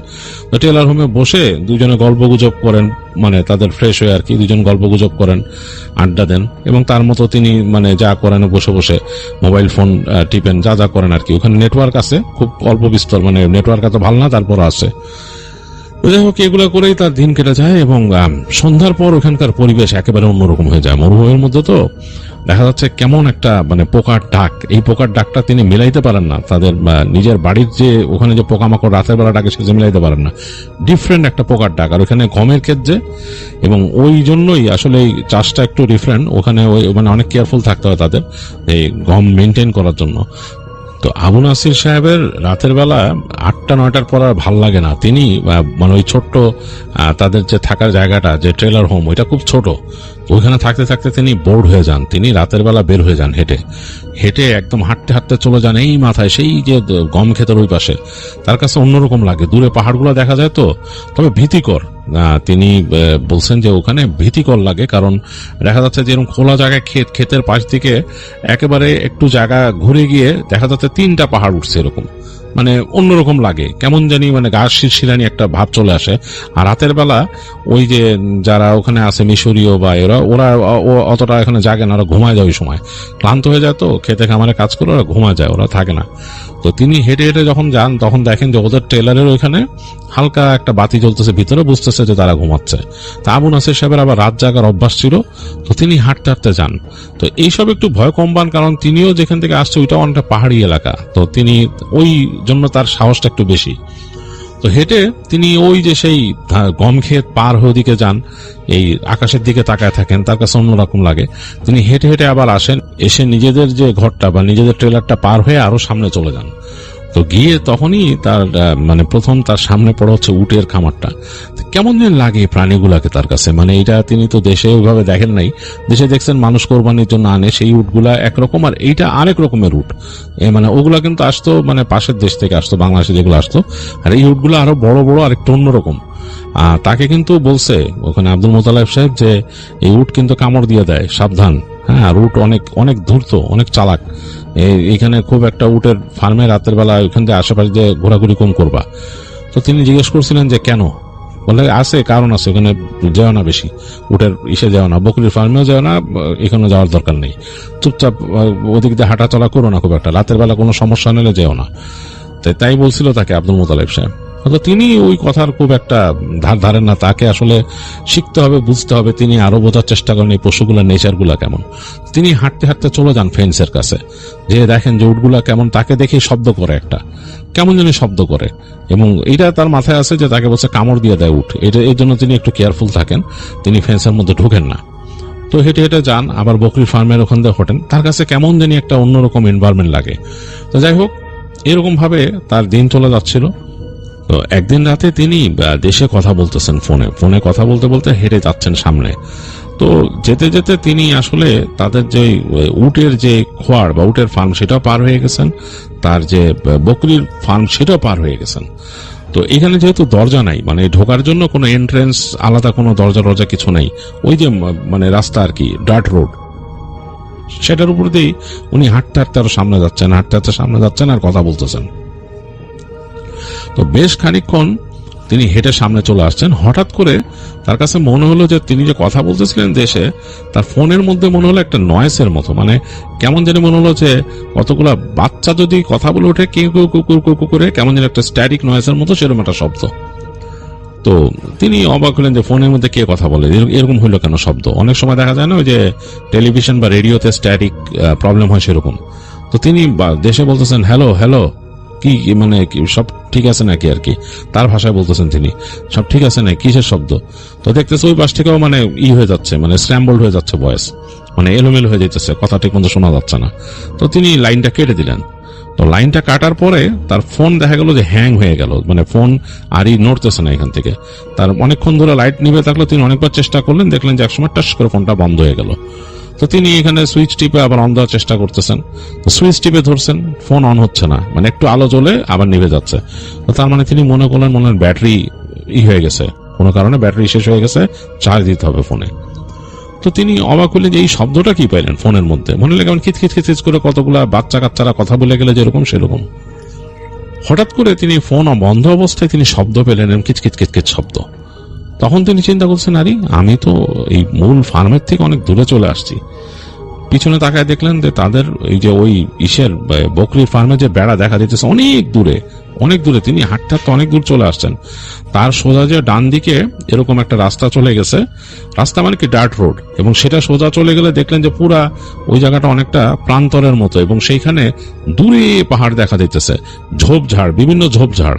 আর বাঁ দিকে চলে গেলে ওদিকে আরেকটা এরকম চিকন রাস্তা গেছে, ওই পাশে যে ঝোপঝাড়, মানে কিছু নাই, আর সোজা রাস্তাটা গেছে, এটা দিয়ে মনে হয় মূল রাস্তায় ওঠা যায়। তো তিনি তো আসছিলেন গাড়িতে করে, তিনি তো এখান থেকে আর বেরোন নাই, তার আসলে খেয়ালও নাই। তো তার কাছে মনে হলো যে ওই শব্দটা, ওই যে এরকম কিচকিচ বাচ্চাদের মতো শব্দ, কতগুলো বাচ্চা যদি কথা বলে, খিলখিল করে হাসে, দৌড়ায়, সেরকম শব্দ মনে হলো যে তিনি যেদিকে তাকায় আছেন তার উল্টা দিক দিয়ে গেল এরকম শব্দ। তো এবার তার একটু ভয় লাগলো, তিনি তাড়াতাড়ি ঘুরে হাঁটা দিলেন। তিনি বুঝতেছেন তিনি অনেক দূরে চলে আসছেন। তো তিনি যাচ্ছেন সামনে, তার কাছে মনে হচ্ছে তার পিছনে কতগুলো বাচ্চা খিলখিল করে হেসে হেসে দৌড়ায় দৌড়ায় দাঁড়াচ্ছে, এরকম মানে হাসতেছে বা তাকে ফলো করতেছে। তিনি ফট করে পিছনে তাকান, দেখেন কেউ নাই, নিচে কেউ নাই, ওই পাশে ঝোপঝাড়গুলো দেখা যাচ্ছে। তো তার কাছে মনে হলো এই ঝোপঝাড়ের মধ্যে কি বাচ্চারা লুকায় নাকি, এখানে কোনো মানে আছে নাকি। তিনি শুনছেন যে এইসব জায়গায় অনেক জায়গায় বেদুইনরা থাকে, এটা তার মাথায় আসে মানুষের কাছ থেকে যে বেদুইনরা থাকে এখানে, তো তাদের বাচ্চারা এত রাত্রে কি করবে। তখন প্রায় 12টা-1টা বেজে গেছে এরকম রাত। তো তিনি তাড়াতাড়ি হাঁটা শুরু করলেন, একটু ভয় লাগছে তার কাছে, কারণ তিনি মরুভূমির অনেক ঘটনা শুনছেন, ওইখানে মানে উল্টাপাল্টা জিনিস আছে। আব্দুল মোতালেব সাহেবই তারে বলছে যে তুমি রাত্রেবেলায় হাঁটাহাঁটি করে ঠিক নাই, সেই এগুলো বলছে। তো তিনি হাঁটতে হাঁটতে তাড়াতাড়ি মানে এই শব্দটা শুনতেছেন তিনি, কিন্তু পিছনে তার মানে কন্টিনিউয়াসলি মনে হচ্ছে একটু পরপর খিলখিল করে বাচ্চারা হাসতেছে আর দৌড়াইতেছে তার পিছনে। তো তিনি তাড়াতাড়ি হেঁটে হেঁটে চলে আসলেন, এবং তিনি যখন ওই যে উটের যে খোয়ারটা পার হইতেছেন, তখন মনে হলো বাচ্চাগুলা খিলখিল খিলখিল করে হেসে মানে কি মানে একটা শব্দ করে দৌড় দিল তার পিছন থেকে। তিনি একদম কেঁপে উঠলেন, কেঁপে উঠে তার সারা শরীরে সব ভ্রম দাঁড়ায় গেছে। তিনি ফট করে তাকায় দেখেন যে পিছনে কেউ নাই। তো তিনি শব্দ পেলেন যে উটগুলা মনে হলো শব্দ করে উঠলো, উটগুলার শব্দ করে উঠলো, কেমন করে ডেকে উঠলো, এবং মানে একটা ভয়ঙ্কর অবস্থা, মানে একটা বিশৃঙ্খলা শুরু হয়ে গেল ভিতরে। এবং মনে হলো যে কতগুলো বাচ্চা যদি ওই উটের খোয়াড়ায় ঢুকে পড়ে দৌড়ায় সেরকম। তো তিনি একটু অবাক হলেন, কি রে এটা ঘটনা কি, এটা কে ঢুকছে। তো তার সাহস ছিল না ওখানে যাওয়ার। তিনি তাড়াতাড়ি হেঁটে গেলেন, হেঁটে যে তার ঘর চলে গেলেন, তার যে ট্রেলার হোম তাদের যে ওখানে চলে গেলেন, গিয়ে তিনি তাড়াতাড়ি দরজাটা মোচড়ায়, উনি তালা মারেন নাই, খুলে ভিতরে ঢুকলেন। ভিতরে ঢুকে তাড়াতাড়ি যে মানে ওনার ভয় লেগে গেছে, ওটা কাঁপুনি লেগে গেছে এরকম। আর বাইরে ওদিন দেখতেন বেশ ঠান্ডা ঠান্ডা লাগতেছে, রাতের বেলা ওটা ঠান্ডা হয়ে যায়। তো তিনি তাড়াতাড়ি যে তার বিছনায় শুয়ে পড়লেন। তো বিছনায় শুয়েও বেশ ঠান্ডা লাগতেছিল, তিনি তাড়াতাড়ি চাদর টেনে নিলেন। তো তারপর তিনি চুপচাপ শুয়ে আছেন, ঘুম আসতেছে না। তো তাকায় আছেন তিনি তার বিছানাটা যেখানে, তার সোজাসুজি পায়ের কাছেই হাতের ডানে একটা জানালা আছে, ওই জানালার উপর ব্লাইন্ড দেয়াতে কি হচ্ছে যে বাইরের যে আলোটা মানে আকাশের যে আলোটা সেটা হালকা করে এসে নিচে একটা টেবিল আছে, টেবিলের উপর পড়তেছে। তার কাছে কেমন জানি লাগতেছে, মানে মানে ঘুম আসতেছে না, ওদিকে তাকাই আছেন তিনি। একটু পর তিনি শুনলেন মানে তাদের যে এই ট্রেলার হোমটা, এটার পাশ দিয়ে মনে হচ্ছে কতগুলো বাচ্চা দৌড়াচ্ছে, এবং বাচ্চাদের যে শব্দ সেটা পাচ্ছেন তিনি। একসময় তিনি খেয়াল করলেন যে তার যে জানলাটা, ওই যে টেবিলের ওখানে, ওই জানলার সামনে মনে হলো কারো একটা ছায়া, মানে কোন একটা ছায়া পড়ছে, এবং ছায়াটা মানুষের মতো, মানে মানুষ যদি তাকায় কোনো জানলা দিয়ে যেরকম লাগবে সেরকম। তিনি বেশ ভয় পেলেন, তিনি চিন্তা করলেন কে এখান থেকে এরকম উকি দিবে, এই জায়গায় তো আসলে চোর টোর আসার কথা না, আর এরকম এসে মানে তাদের ট্রেলারে উকি দিবে এরকম তো হওয়ার কথা না। তো এই বাচ্চারা কারা, এই বাচ্চার মতো যে শব্দ করতেছে, কথা বলতেছে, এরকম আর কারা। তিনি যে এখানে আসেন একদিন ধরে, তিনি কিন্তু দেখছেন যে পাশের যে ট্রেলারে থাকে যারা ওই যে মিশরীয় আর ওই সুদানের মানুষ যারা আছে, তারা কিন্তু এই টাইপের না, মানে এরকম কিউরিয়াস না, কারো বাসা উকি টুকি দিবে এরকম না, এবং নিজেদের ওখানে দিনের বেলা কথা হয় দেখলে টুকিটাকি যা পারেন ওইভাবে। তো এরা তো না, এভাবে করে কেউ কি দিতেছে জানলার ওখানে। তো তিনি ভয় একদম হয়ে গেলেন। এরপর তিনি শুনলেন যে বাইরে মনে হলো হুল্লোড় শুরু করলো, মানে বাচ্চাদের মতো হুল্লোড়, মানে বাচ্চারা যেরকম আনন্দ উল্লাস করে সেরকম। তো প্রচন্ড ভয় পেয়েছেন আসলে। এই সময় তিনি শুনলেন ওই পাশ থেকে তার একই রুমেই তো ওই পাশে ঘুমায় আব্দুল মোতালেব সাহেব। তিনি ভারী গলায় বলতেছে, আবু নাসির। তা আবু নাসির একটু চমকায় উঠলেন, চমকা উঠে বললেন, জি জি ভাই। বলে, আপনি আজকে কোথায় গেছিলেন হাইটা? তো বলছে, আমি গেছিলাম তো ওই দিক দিয়ে হাইটা ভাই, আমি আসলে রাস্তা মানে ভুলেই গেছিলাম, ফার্মের বাইরে চলে গেছিলাম হাইটা। ফার্মের বাইরে গেছিলেন, ভেজাল তো নিয়ে আসছেন সাথে। মানে শুনতেছেন না, ভেজাল নিয়ে আসছেন যে, আপনারা মানা করলাম কতদিন রাত্রেবেলা বেশি হাঁটাহাঁটি করেন না, বাইরে যান না, দেখেন আমি যাই। এটা বলতেছে, তখনই ধুম করে শব্দ হলো তাদের দরজার মধ্যে, তাদের যে ফ্রন্টের দরজাটা ধুম করে উঠলো। দরজাটা কিন্তু স্টিলের, এটার মধ্যে মনে হলো গায়ের জোরে কেউ মারছে, ধুম করে, মানে লাভ দিয়ে উঠছে আবু নাসির সাহেব। আর আব্দুল মোতালেব সাহেব বলতেছেন, চুপ করে থাকেন, দোয়া পড়েন, জোরে জোরে দোয়া পড়েন, আয়াতুল কুরসি পড়েন। তো যাই হোক, দোয়া পড়া শুরু করলো। আবু নাসির সাহেব দোয়া পড়তেছে আর জোরে জোরে দোয়া পড়তেছে, আব্দুল মোতালেব সাহেব জোরে জোরে দোয়া পড়তেছে। এই যে যখন দোয়া পড়তেছে জোরে জোরে আব্দুল মোতালেব সাহেব, মনে হলো বাইরে কেমন যেন একটা কণ্ঠ, মানে খুব মানে পেঁচানো নাকি টাইপের, এই কণ্ঠটা স্বাভাবিক না। মনে হলো আরবিতে গালাগালি করতে করতে চলে গেল সামনে দিয়ে, অ্যাজ ইফ কারো বাসায় যদি কেউ আসে না, ওই যে অনেককে মানুষকে বিরক্ত করে, লাস্টে না পেলে দরজার মধ্যে লাথি গুতা মেরে গালি দিয়ে চলে যায়, ওরকম ভাবে কারা যেন চলে গেল এখান থেকে।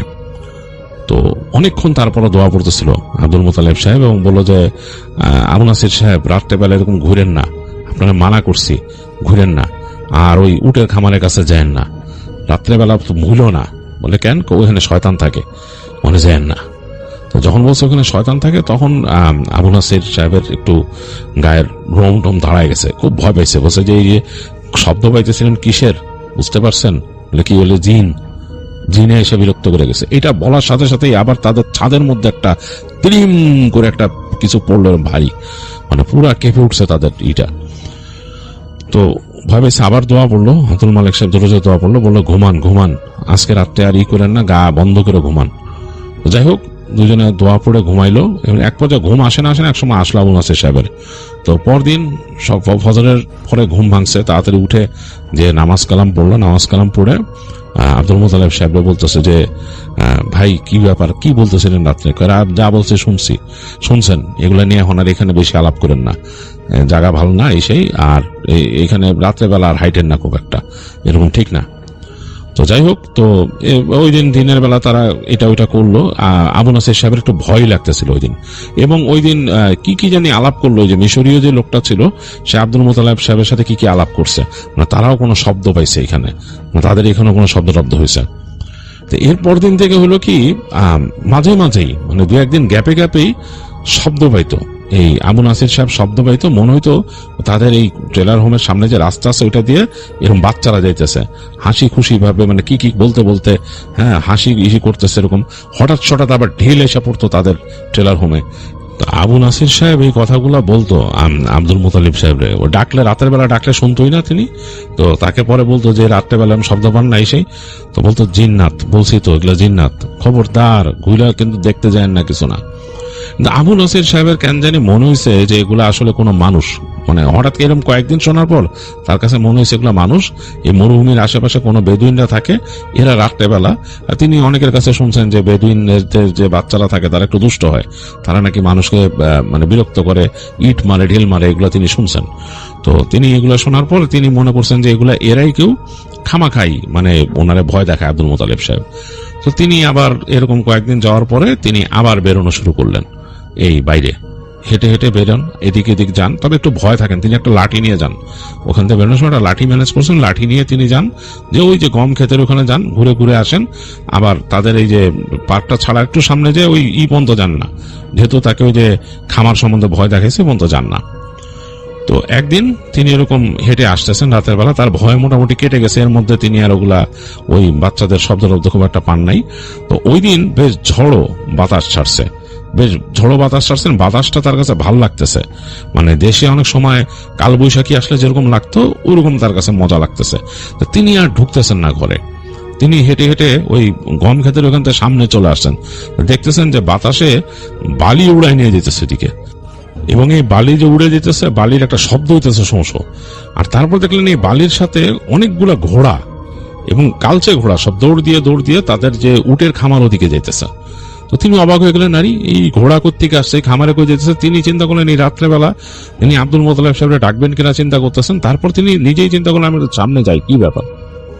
ওইসব মানে ভয় তার মাথার থেকে চলে গেছে, তার মাথায় আসতেছে ঘোড়াগুলা কোত্থেকে আসছে, অনেকগুলা ঘোড়া দৌড় দিয়ে তাদের এই যে উটের খামারে ওইখানে ঢুকছে। তো তিনি দৌড় দিয়ে সামনে গেলেন, সামনে যেয়ে দেখলেন যে ঘোড়াগুলা খামারের মধ্যে ঢুকে গেল ওই দরজা ঠেলে, ওখানে তাদের যে খামারে দরজাটা ঠেলে ঢুকে গেল। তিনি মনে হারি এই দরজা কি কেউ লাগায় নাই, মানে ফেন্সের মধ্যে একটা দরজা থাকে ওইটারে শিকল দিয়ে পেঁচায় দেয়। ও দেখলেন যে ওইটার মধ্যে ঢুকে গেল এই উটের খামারের মধ্যে। আশপাশ থেকে বাতাস বইতেছে, চরম ভাবে বাতাস বইতেছে, মানে ধুলা উড়াই নিয়ে যাচ্ছে একপাশে, আর এই যে ঝোপঝাড় গুলা এগুলা বাতাসে কাত হয়ে যেতেছে।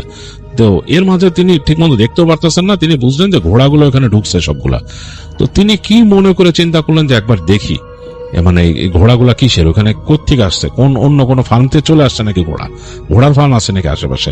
এই চিন্তা করে তিনি দৌড় দিয়ে গেলেন ফেন্সের কাছে, উটের ফার্মের ফেন্সের কাছে, যে তিনি দেখতেছেন উটগুলা শব্দ করতেছে কেমন জানি, এবং এক কোণার মধ্যে মনে হইতেছে কতগুলা ঘোড়া দাঁড়ায় আছে, এবং এগুলো কালো রঙের, এবং আকাশে বজ্রপাত চমকাইল, এবং আকাশের বজ্রপাতের যে নীল আলোয় সে দেখতেছেন কালো কুচকুচে কতগুলো ঘোড়া দাঁড়ায় আছে উটগুলার আশেপাশে। উটগুলা এদিক ওদিক সরে গেছে এবং কেমন যেন একটা ডাকতেছে, মনে হচ্ছে ভেঙে চলে যাবে ওইখান থেকে।